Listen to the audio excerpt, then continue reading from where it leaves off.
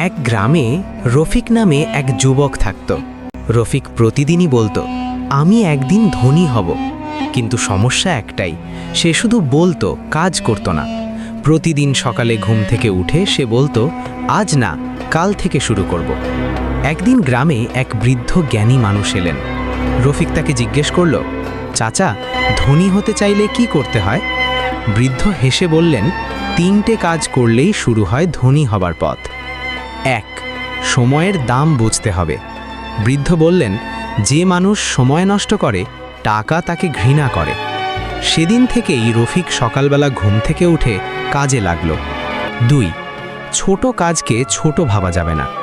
রফিক শুরু করলো খুব সাধারণ একটা কাজ, লোকজনের জন্য বাজার করা, অনলাইনে ছোট কাজ শেখা। সে বুঝল, ধন বড় কাজ দিয়ে নয়, নিয়মিত কাজ দিয়ে আসে। 3. আয় বাড়ানোর আগে চরিত্র ঠিক করতে হয়। বৃদ্ধ বললেন, মিথ্যা, আলসেমি আর হালাল হারামের পার্থক্য না জানলে টাকা আসে কিন্তু থাকে না। রফিক সৎ থাকল, ধৈর্য ধরল আর লেগে থাকল। কয়েক বছর পর রফিক ধনী হলো, কিন্তু সে বলল, আমি ধনী হয়েছি টাকার জন্য না, ধনী হয়েছি চিন্তা বদলানোর জন্য।